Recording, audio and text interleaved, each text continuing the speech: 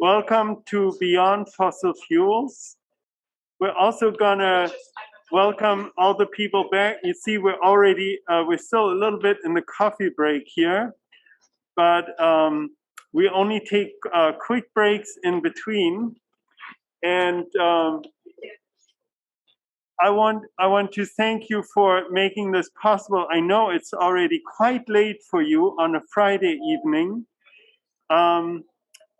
We are here at Beyond Fossil Fuels, just transition in California and Germany, talking about the differences, the similarities, the challenges that we face at the local, at the community level, with leaving behind fossil fuels, trying to find new employment, and managing equity and justice and fairness considerations at the same time.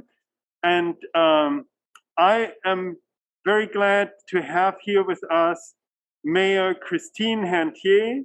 Christine Herntier is mayor of the city of Spremberg, which is in the Lausitz or Lusatia, a city in Brandenburg, and she is or was a member of the before mentioned Coal Commission, so was directly involved both as a person affected or representing also an affected city, but also directly involved in the process.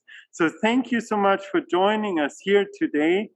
And then we have Andrea Furnaro here in this panel. Andrea, it's a very, very interesting story for many reasons, because for one, you're from Chile and you studied just transition here at UCLA in LA, obviously, but now you are talking to us via Zoom from Berlin, Germany, because you are studying the just transition in Germany. So this is a perfect fit for our transatlantic conversation, of course. And I would say we will start right away with Mayor Herntier, and I will translate, and we do have the slides here. Frau Herntier, soll ich die Folien hier zeigen oder wollen Sie das zeigen? Ja, bitte, zeigen Sie die Folien. So ist es ja verabredet. Sehr gut. Okay, so I will do the slides here, and then we can, and I will translate as we move along. Ja, dann können wir gleich mit der ersten Folie starten. Weiter bitte. Yeah, I'm one of the speakers from our group, 58 mayors situated in Lusatia. I'm the spokeswoman together with my friend, the mayor of the city, Weißwasser. We are working together since 2016, and we are fighting for our future without coal. I will not speak in English to you because since many years I was not in England and in America, and I think it's better Max will do this for me. Zweite Folie bitte.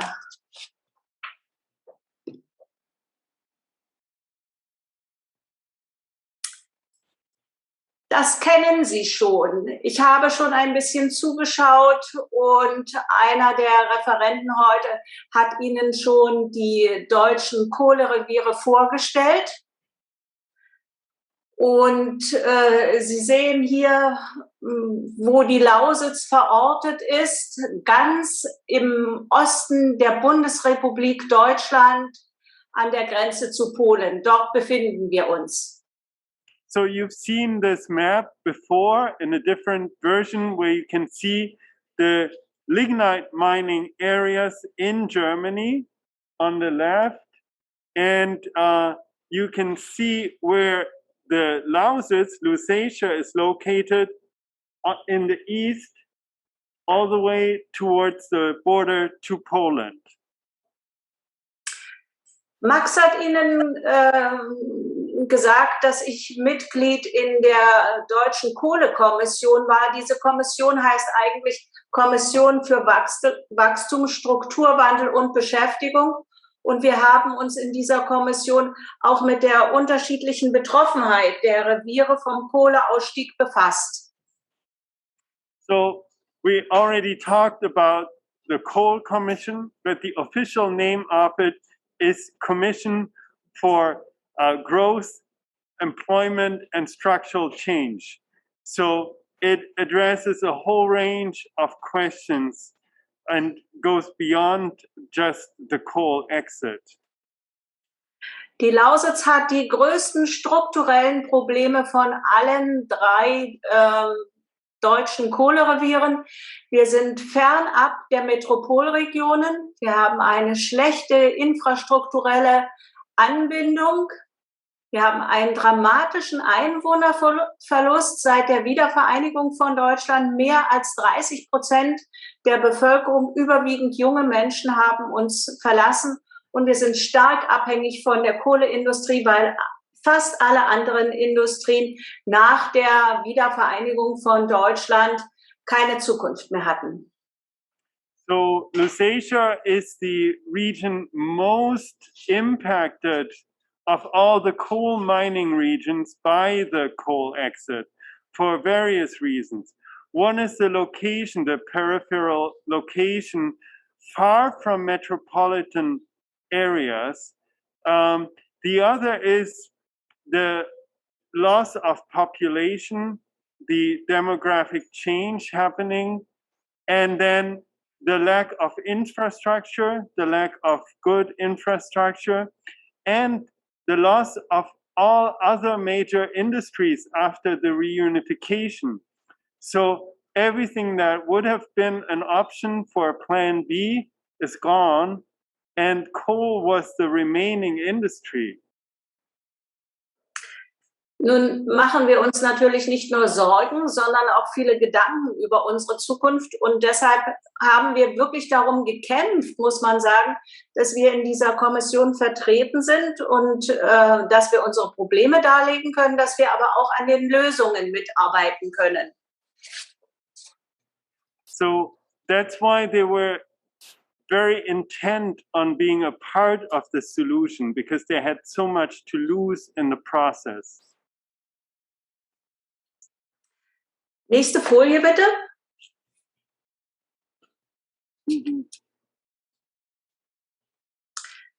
Die Bundesregierung, die vorige Bundesregierung, hat dann 2018 diese Kommission eingesetzt und hat der Kommission 6 Aufgaben gegeben, die sie zu lösen hat.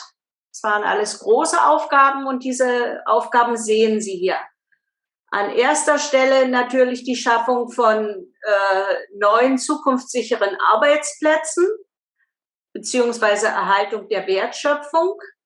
Dann Entwicklung eines Instrumentenmixes, der wirtschaftliche Entwicklung, Strukturwandel, Sozialverträglichkeit und so weiter zusammenbringt. Sie können das ja lesen. Notwendige Investitionen in den betroffenen Regionen, Maßnahmen, die das 2030er-Ziel für den Energiesektor zuverlässig erreichen, ein Plan zur schrittweisen Reduzierung und Beendigung der Kohleverstromung einschließlich eines Abschlussdatums und auch Maßnahmen zum Beitrag der Energiewirtschaft, um die Lücke zur Erreichung des 40% Reduktionsziels so weit wie möglich zu reduzieren.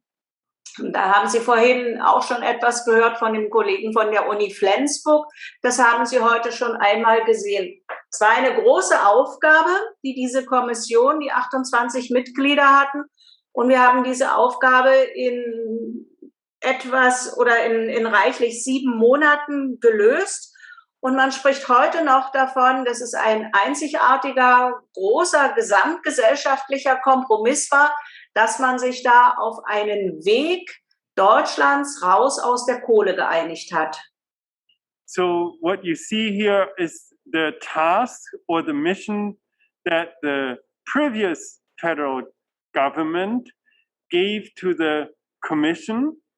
So you can read it. There are these 6 main objectives, creating a new concrete perspective for future-proof jobs, a mix of instruments to be developed, developing strategies for investment,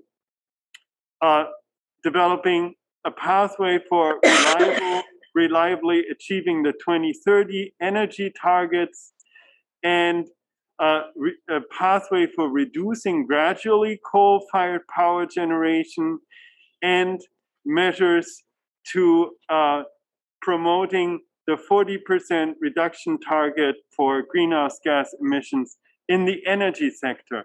And the Commission achieved all of this in less than 7 months, and it's been heralded as a major achievement of civil society of such a process, and really achieved to deliver on all of these points. Nächste Folie.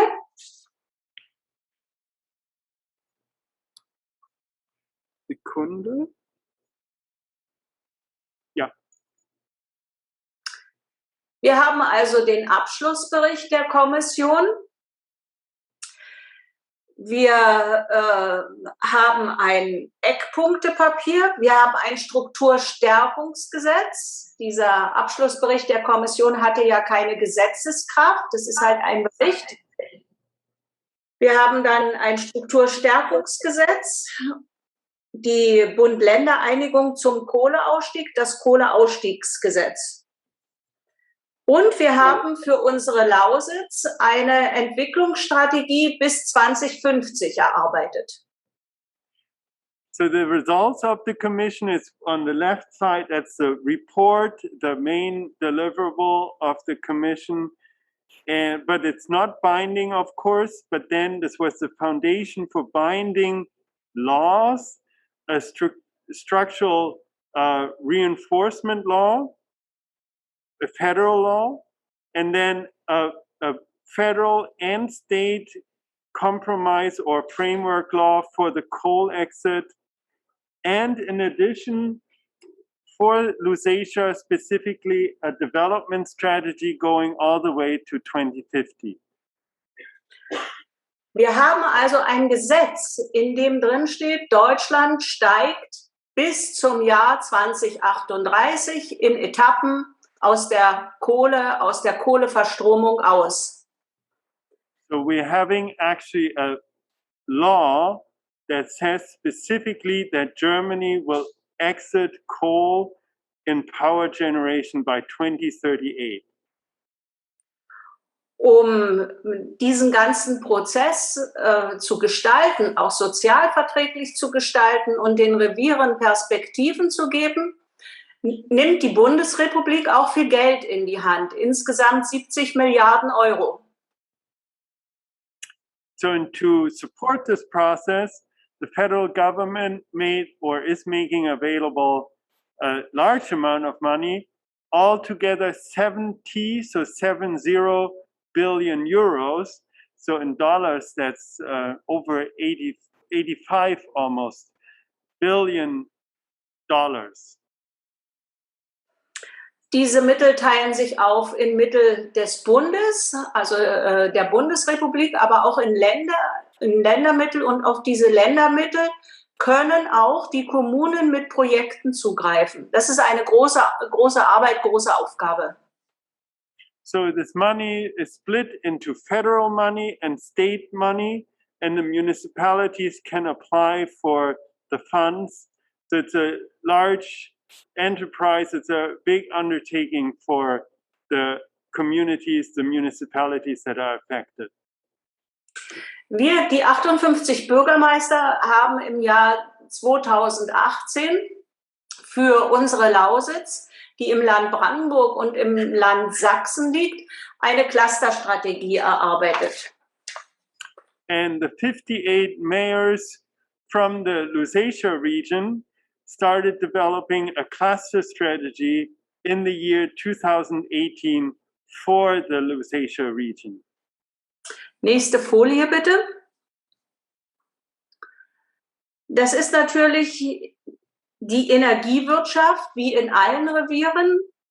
Und gerade in der Lausitz geht es uns darum, unser Know-how, was wir ja haben, im Management der Netze dort zu entwickeln, daraus auch Geschäftsmodelle zu entwickeln, weil in Ostdeutschland gibt es schon jetzt viele erneuerbare Energien, also eine große Anzahl von dezentralen Energieerzeugern, und es ist ja eine große Herausforderung für die Netze, diese verschiedenen kleinen Energieerzeuger miteinander zu verbinden, zu vernetzen und das Ganze zu managen.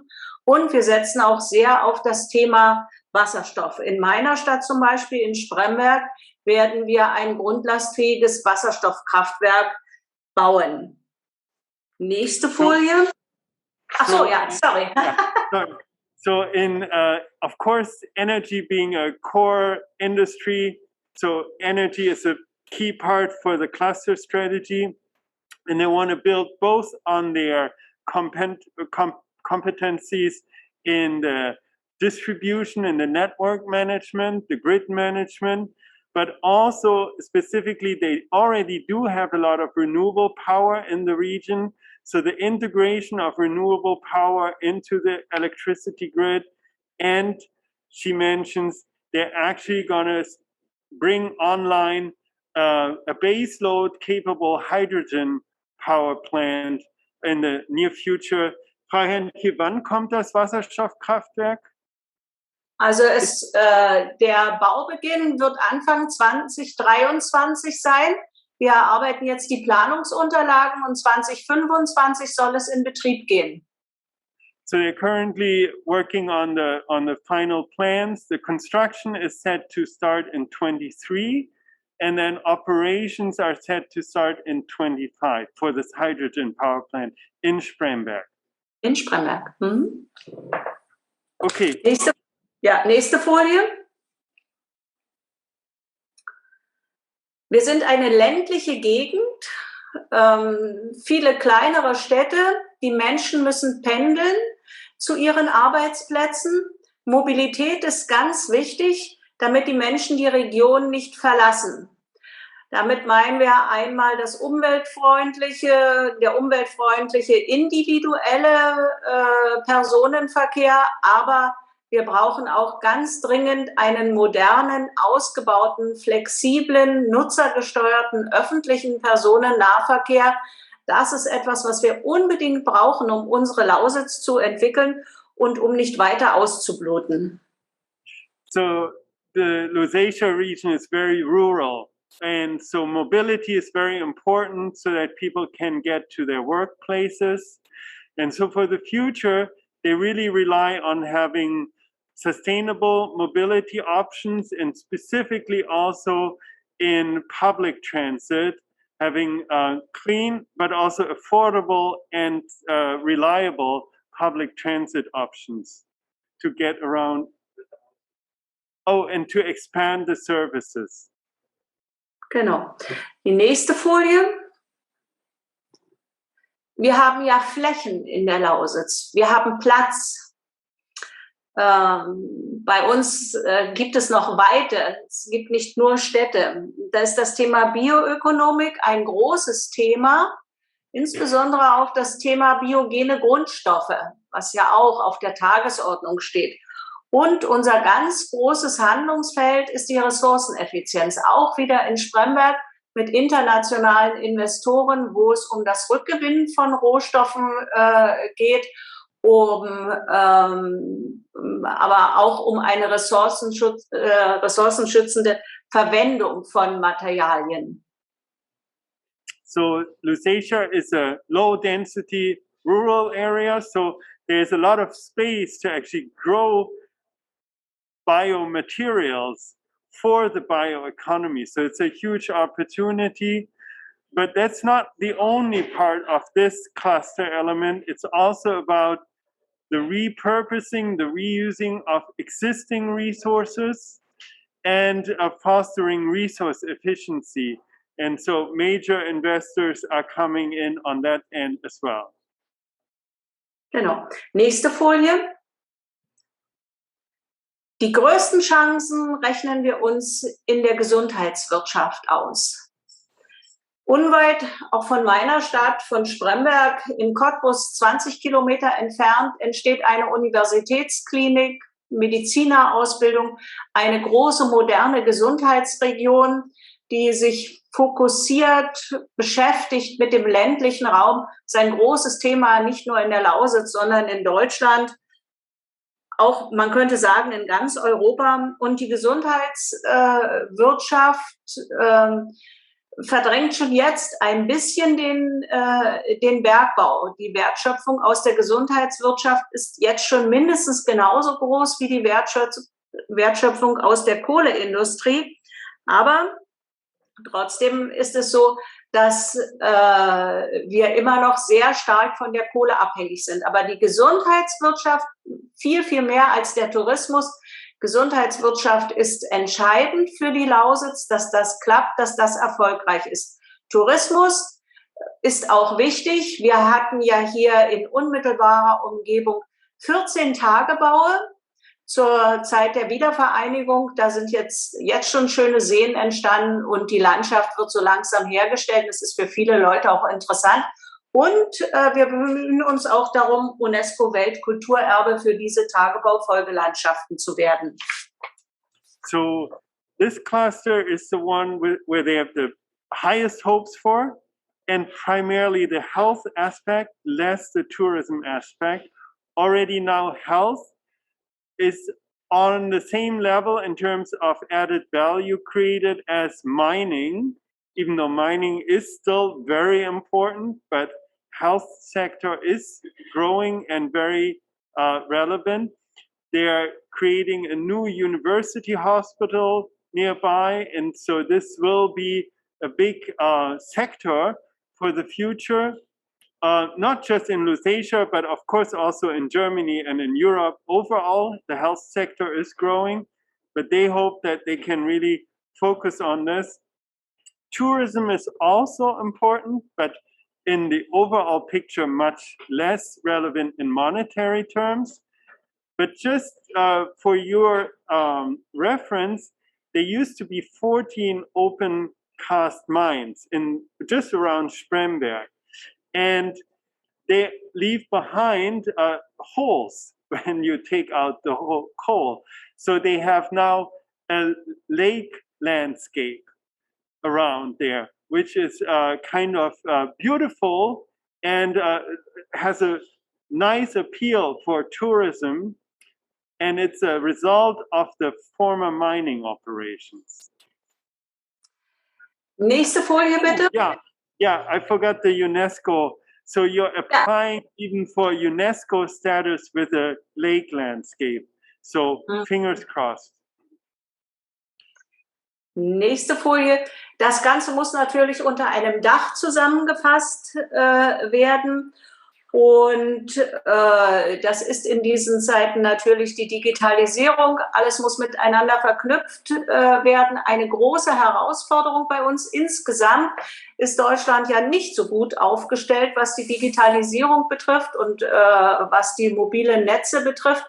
Und das ist im ländlichen Raum ganz besonders, oder im ländlichen Raum haben wir da besonders viel Nachholbedarf. Deshalb ist das sehr wichtig, dass man die Digitalisierung da wirklich an erste Stelle stellt. Das ist also unser Plan. Aber jetzt haben wir eine neue Regierung. Und jetzt wird...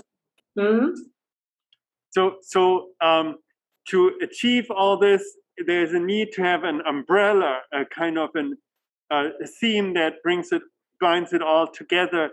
And digitalization is key, even though it's not such a success story for Germany. The digital development, digital infrastructure is a field where there's a lot of need, and even within Germany, Lusatia is even more behind. So because of the rural situation, because of the lack of infrastructure and industries, So there's a lot of catching up, but this is really important to enable all this. So this is the plan, or this was the plan. But das war der Plan und jede Stadt für sich muss natürlich dann auch ihren eigenen Weg gehen und ihre eigenen Projekte entwickeln. Wie gesagt, wir haben ein Gesetz, da steht drin bis 2038. Jetzt haben wir eine neue Regierung und diese neue Regierung sagt, sie will bis 2030 aussteigen aus der Kohle. Wie kann es, ja? So that was the plan. And of course, every city, every municipality has to find her own way how to implement this. But there was a law, or there is a law that says there is a coal exit by 2038. However, now there will be a new federal government. And this new federal government says they want to exit coal by 2030. Wir haben noch gar nicht richtig angefangen mit der Umsetzung dieser ganzen Maßnahmen, weil auch alles sehr lange dauert. Aber mit dem Datum springt man schon zurück um 8 Jahre. Und deshalb haben die Bürgermeister, nicht nur die Bürgermeister der Lausitz, sondern auch die Bürgermeister vom Rheinischen Revier und die Bürgermeister aus dem Mitteldeutschen Revier sich erneut zusammengetan und haben gesagt, wir müssen wieder mit der Regierung reden. Wenn ihr eher aus der Kohle aussteigen wollt, dann müsst ihr auch dafür sorgen, dass diese ganzen Maßnahmen für die Reviere, die es uns ja ermöglichen sollen, dass aus dieser Energiewende und aus dem Kohleausstieg auch eine Erfolgsgeschichte wird, dann muss das auch schneller gehen, weil das wird bei der ganzen Diskussion ums Datum sehr gerne vergessen. Und aus der täglichen Erfahrung kann ich Ihnen sagen, das ist nicht so einfach, das den Menschen zu vermitteln. Schon Kohleausstieg 2038 hat für viele Diskussionen gesorgt. Und jetzt 2030, das macht uns das Leben nicht einfach. Es gibt regelrecht Widerstand dagegen. Und die Menschen sagen der Regierung, das ist einfach nicht zu schaffen. Also eigentlich sind wir wieder da, wo wir 2018 waren, vor der Einsetzung der Kohlekommission. Und auch ich kann es nicht verstehen, wie man einen solchen gesamtgesellschaftlichen Kompromiss, der ja auf wissenschaftlicher Grundlage basiert, das haben wir uns ja nicht einfach ausgedacht, wie man den einfach so in Frage stellen kann. So they hadn't even really started with the implementation plan for the 2038 exit, and all of a sudden the time schedule is accelerated by 8 years. And the mayors of the 58 municipalities in Lusatia got back together to, and the other coal mining regions, they got all back together to coordinate their response to this, because they want the new government to take on this responsibility to provide additional support and additional mechanisms to allow this accelerated transition, because there are a lot of open questions. Already the 2038 date created a lot of tension in the regions with the population that felt that this was too soon. And they had a lot of discussions to get people to agree to 2038. And now, doing it 8 years faster, there's a lot of pushback. And so there's a lot of political, risk involved for people like Mayor Herntier. So very important to manage this risk. So ist es. Ja, es ist auch deshalb eine Besonderheit in Deutschland, weil wir steigen ja fast gleichzeitig aus der Atomverstromung und aus der Kohleverstromung aus. Frankreich will jetzt neue Atomkraftwerke bauen. Polen steigt noch lange nicht aus der Kohleverstromung aus. Da fragt natürlich die Bevölkerung, und wie soll das in Deutschland gehen? Das ist die Aufgabe, vor der wir stehen und vor der auch wirklich jede kleine Stadt, so wie Spremberg, steht. Ich hoffe, das konnte ich Ihnen etwas näher bringen, und ich bedanke mich für Ihre Aufmerksamkeit und ich danke Max für seine tolle Übersetzung. Vielen Dank. Thank you. So while Germany is exiting coal and nuclear power, other countries, neighbors in Europe, go very different pathways. France is sticking with nuclear. Poland is much slower with the coal question. And that, of course, people, the population, they ask questions. Why do we have to be so fast? Why do we have to do all this? And these are questions that have to be answered also at the local level in municipalities, just like Spremberg. So the mayor thanks all of you for listening and for being here today. And Frau Herntier, bleiben Sie noch dran, falls nachher Fragen kommen. Ja, ich bleib dabei. So we're gonna take questions later, and but thank you very much. And then we will hand over to our second speaker, Andrea. Thank you also for being patient. It is always a challenge to be, after such a long row of presenters, the last in line. But I hope you will enjoy it, and we will be very attentive. Thank you, Andrea, for sharing your information, your takeaways from research on just transition. Thank you.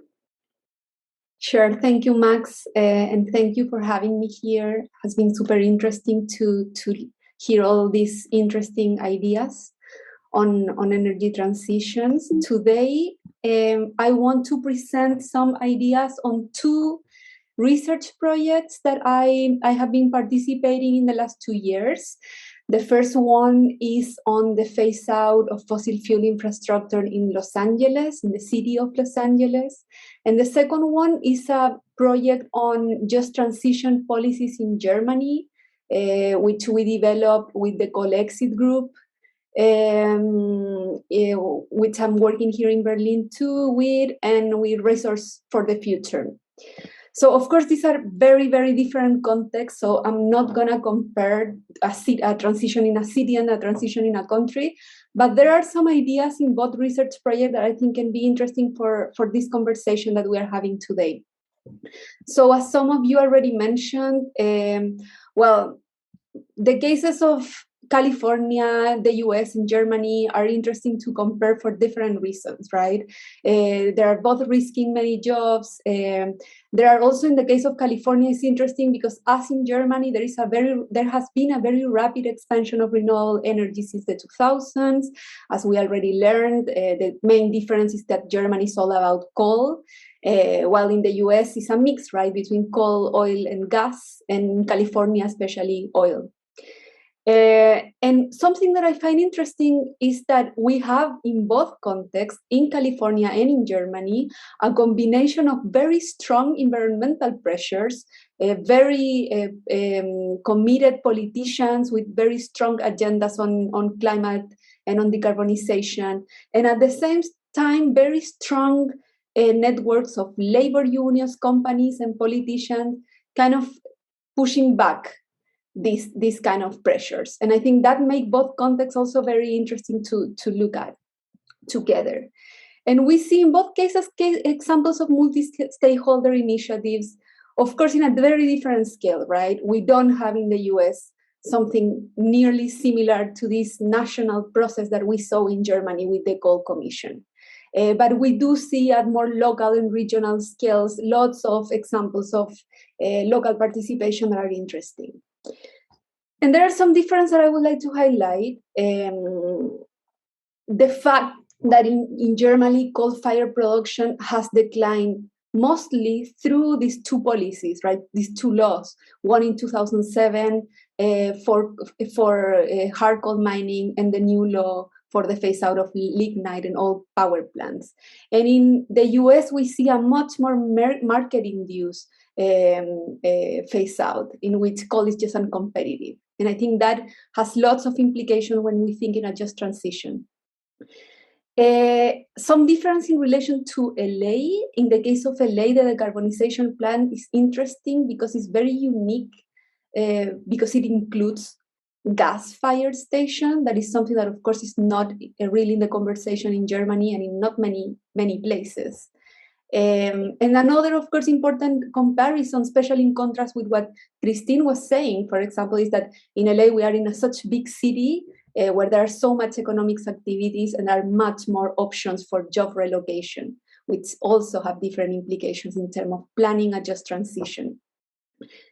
And what's something I'm going to talk later is that another implication of the case of LA and some limitation by being a city is that has much less reach in terms of fundings, in terms of administrative functions of what a national state can promote in terms of just transitions.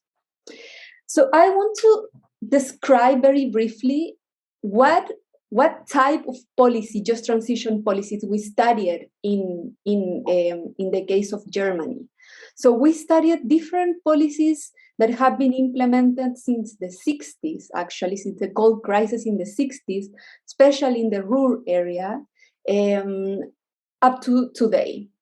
And we divided these policies in 4 main types that are related to different goals.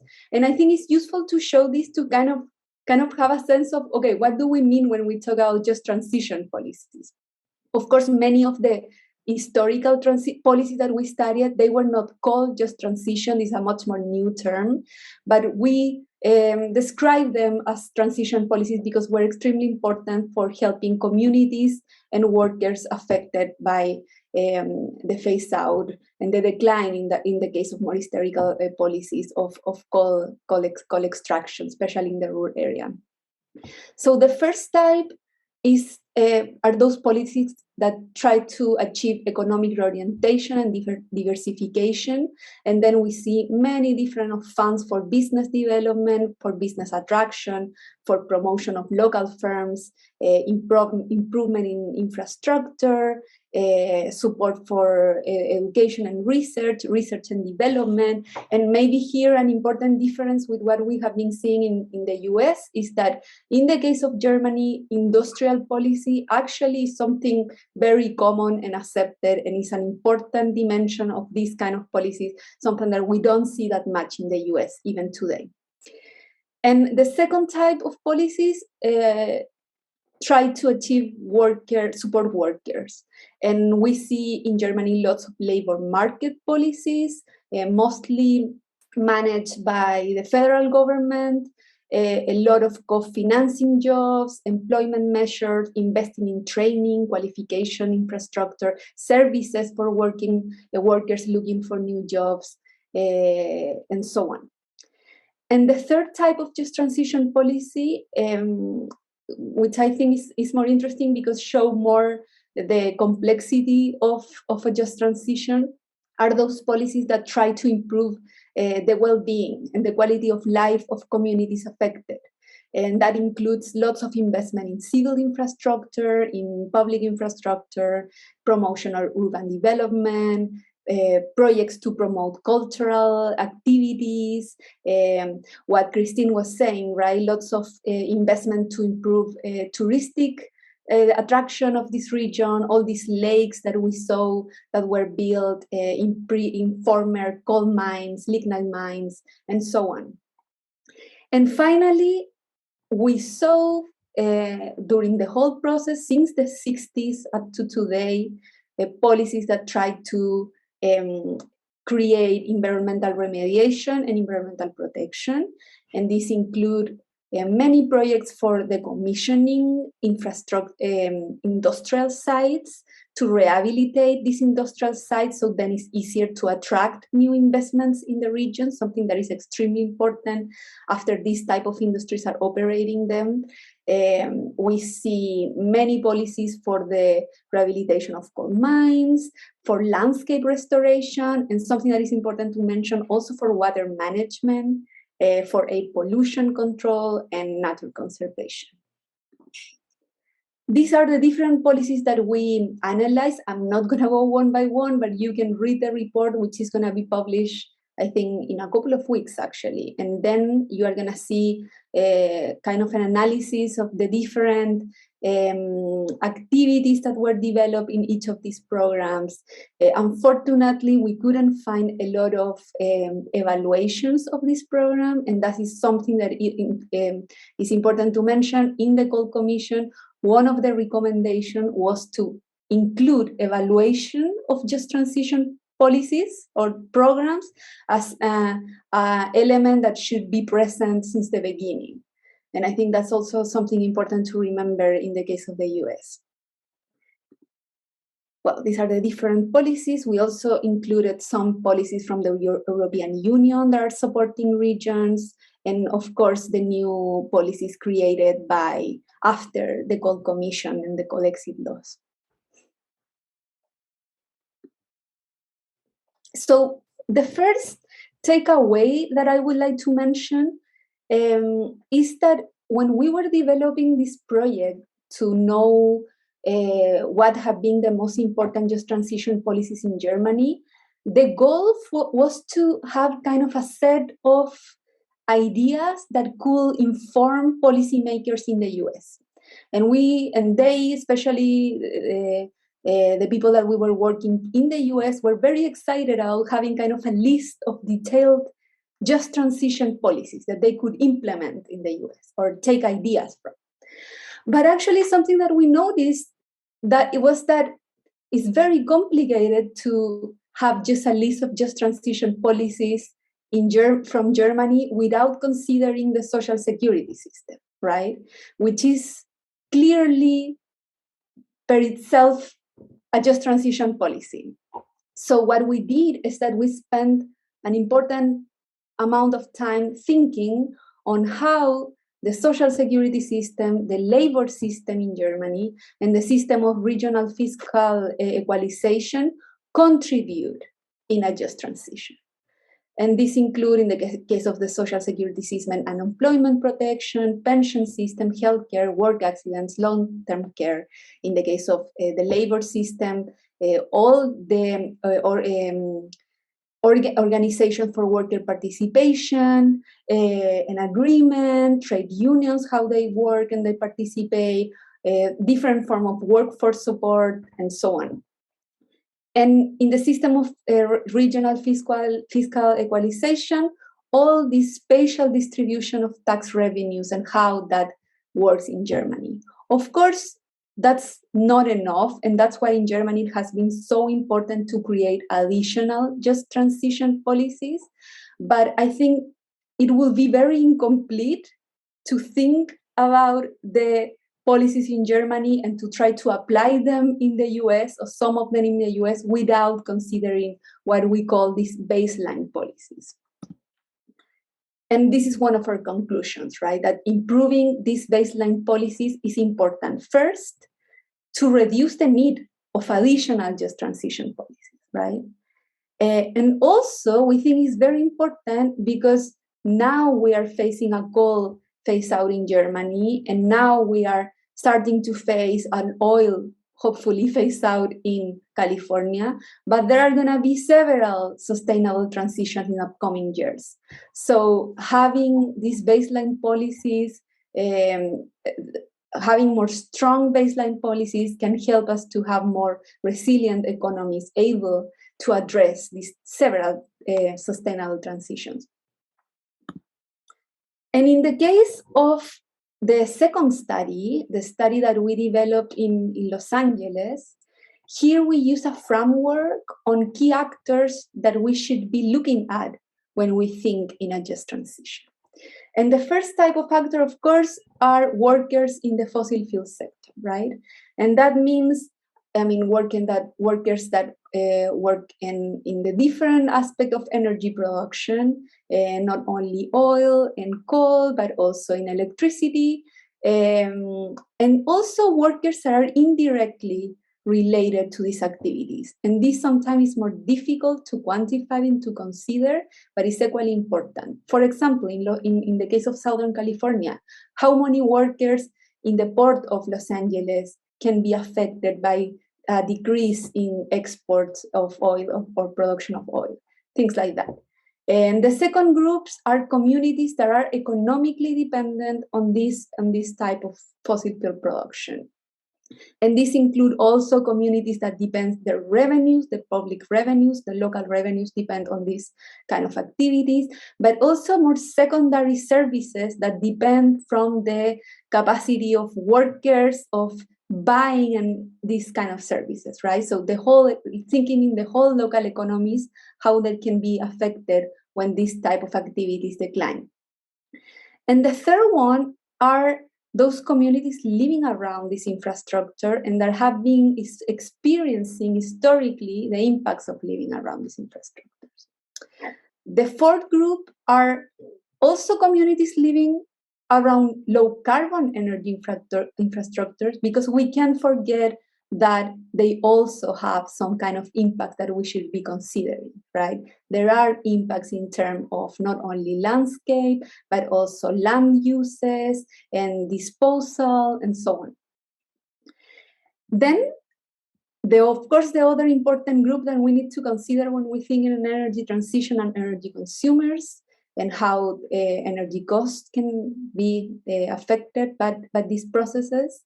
And finally, and probably the most complex, is that we should ideally have a more general view on the whole commodity chain, right? And the different actors that can be located in different places that are going to be affected by changes in our energy uses. And Los Angeles have done a really, really interesting work in terms of environmental justice in their just transition policies. They have been doing a very interesting effort to understand what have been the communities more affected by the production of electricity through gas-fired power plants, and they are creating measures to, for example, prioritize the phase out of certain power plants in those communities that are more affected, or to also prioritize investment in renewable energies in these communities if they can gain something from that. However, more complex is when we think in the whole grid of Los Angeles. So Los Angeles is a very big city, 4 million inhabitants, and actually the grid of the public utility that is called the Los Angeles Department of Water and Power goes through 5 different states, right? And here, I think what is important to think is that a just transition doesn't take place in a flat space without geography and without history. And I'm going to come back here to explain what I mean by that. So the phase out of the coal-fired and gas-fired power plants in LA are not going to affect the residents of Los Angeles. And there are at least 2 important communities that we should take account. The first one is in our communities in Utah that are still economically dependent to the Intermountain Power Plant, which is expected to be phased out. There is not clarity if it's going to be converted to gas-fired and then hydrogen, but there are still communities that we need to think about when we imagine a just transition process for the cities of Los Angeles. And the second communities that actually have been affected more clearly in the previous year are those in Arizona, within and outside the Navajo communities that were economically dependent to the extraction of coal and to power plants that were in that area. And unfortunately, this is a much more complicated process to include in just transition policies in a city of like the city of Los Angeles, which rich in terms of political processes and in terms of creating just transition policies tend to be limited to the city, right? So an important question that comes from here is, what is or what are the most effective scales for just transition policies? And in that sense, I think something that is interesting in the case of Germany, in Germany, we still have these kind of problems.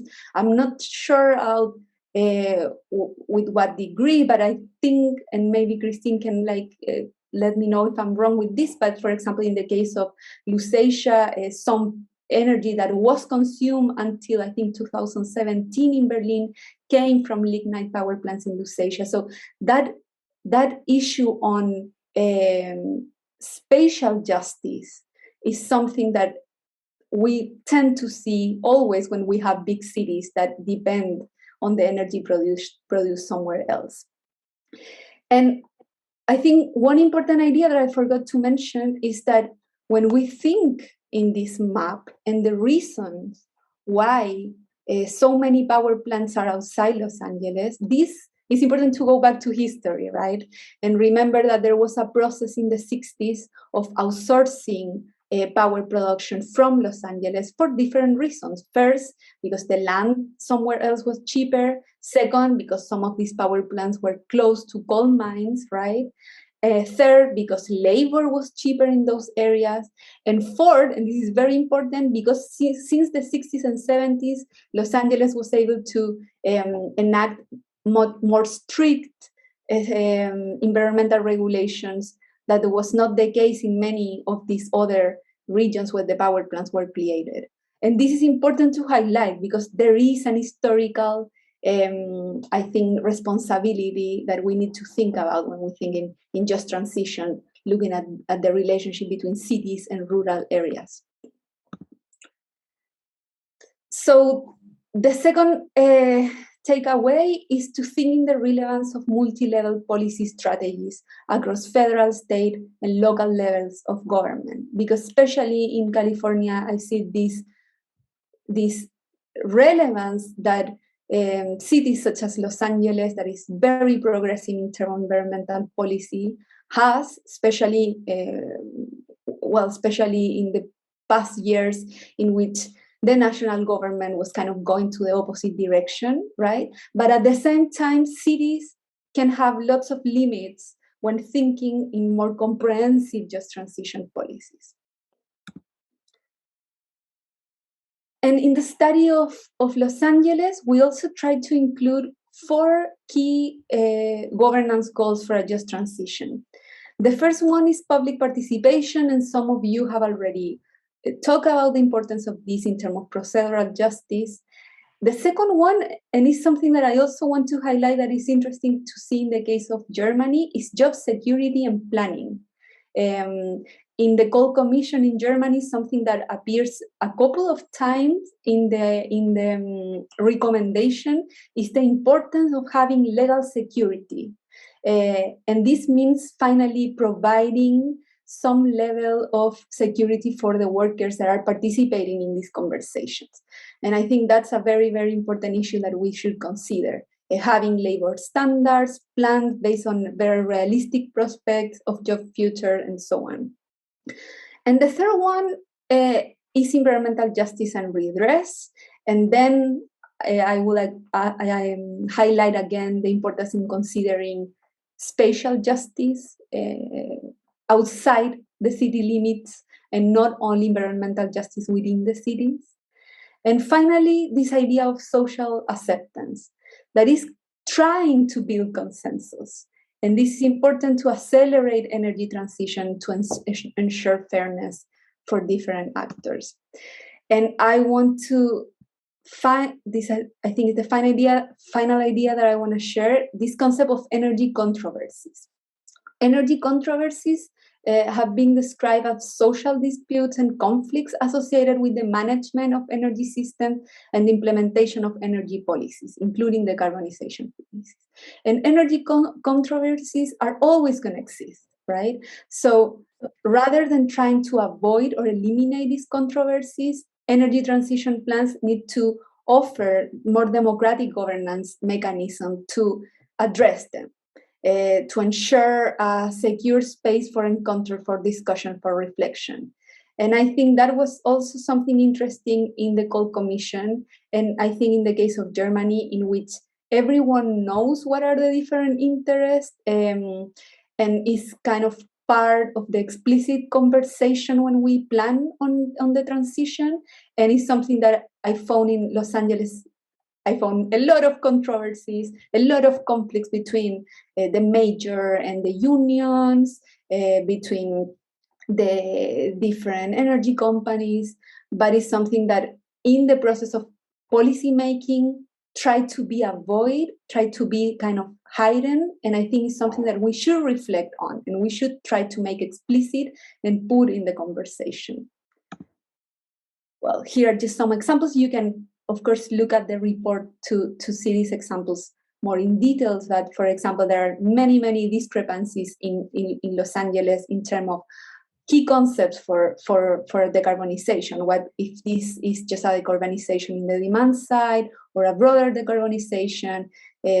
Discrepancies in terms of what is the meaning of zero carbon or renewable energies, carbon-free or low carbon, carbon-free or carbon neutral, is natural gas a green energy, and taking into account the logics of these controversies, what actors are promoting different interpretations, and using what type of mechanism, like lobbying, advertisement, and so on, I think are political issues that are important to be analyzed, rather than leave them there as something a little bit uncomfortable that we prefer not to touch. So finally, 3 final ideas. First, just transition policies without strong social security risk being not only ineffective, but partial and very short-term in scope. Second, that thinking spatially and historically is key to address structural inequalities and the equity aspect of decarbonization. And finally, that just transition policies need to acknowledge policy controversies and work on them, despite not necessarily resolve them, to create more social acceptance. Thank you. There, and I want to give an opportunity to our Consul General, Stefan Schneider, for a few closing remarks. All right, okay, thank you very much to all participants, to the Bürgermeister, Bürgermeister, and I would say, I really would like to invite them coming to Los Angeles, coming to California, that would take good care of the delegations from Germany. So please come, and I really was very much impressed what's going on in Germany, in the Lausitz, in Bottrop, and also what's going on here. I think that's my task too, as a Consul General, to bring all these people together. When COVID allows, please come to see us here. I will take care of you. Secondly, there were so many aspects we touched upon today. Kind of hard to summarize them. I was not asked to do so, but what I realized is the last presentation showed us very clearly that we have, however, we are sharing values, United States and Germany, when we have diverging systems, politically and economically. So things we can do in Germany, it's not so easy to do that right here in the United States, because we have a different approach to public spending, different approach how we include civil society. We have in this country that's more a neoliberal approach to things. In Germany, we have a mixed system. So we are also discussing in Germany a more system which is more regulating. But what's very important, what I learned from these discussions here, that we need a consensus, broad consensus between the federal level. We also have a federation in Germany, and at state level we have Bundesländer or Länder, as we say, and at local level. We have to include everybody because there's so many different funds available.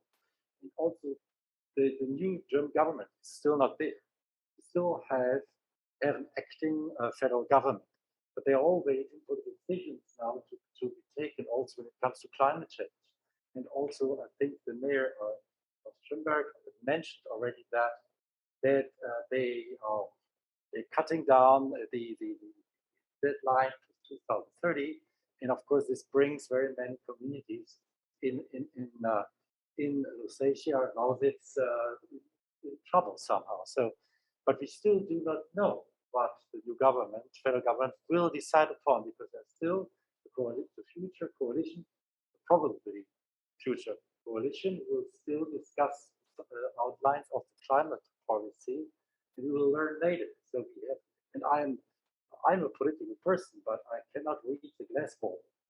It's like now a glass ball thing, because we have 3 parties now aiming at forming a government, and this is not that easy. They come from different backgrounds, social backgrounds, the Social Democrats, the Greens, which are also split in, let's say, the Realos and the Fundis, and then we have the liberals. We do have neoliberals. We also have progressive, rather liberals to the left. It's not so easy to discuss the whole thing and to find out in that glass ball what we are going to do in climate policy. So I'm really looking very much forward to the 6th of December. Probably they might form the government then, if they do so. And I realize that there are very many discussions, especially on these climate issues for the time being, within this coalition partner negotiations. And they do not have, they're still waiting for the results of the main negotiation committees. There's a huge number of people discussing all these policies, including climate policy. And again, it's what I said before, visions are good, but implementation is much better. And we have to really to put all these visions and implementations to the test. I say that not as Consul General, I say that as a citizen, being a part of it, and also being an object of state decisions. There will be laws, there will be enhancement of laws, and I will be a part of it. We all will be a part of it.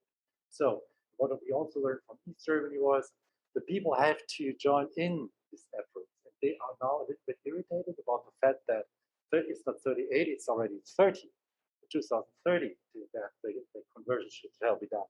There are much more things to do. We have to do this town hall meetings, and this what they call, I think it's the same thing in the United States, to bring people together. The normal person, not this ivory tower with all due respect academics. It's important to bring everybody in these discussions. So that is what I learned from here. I was really impressed what's going on here in the United States, also by the presentation from let's see, the gentleman from the CHERP SolarWorks. It was something very special. I will report about those in Germany. It's very fascinating. I just find out it's a non-profit organization, but you need some profit to keep it running. So you have to pay the guys. You know, therefore it's interesting how this model really works. And I will, if I may, they might invite me perhaps to see them. I would love to visit them, to learn about this model of bringing together the poorer communities together with all these measures, which are pretty hard.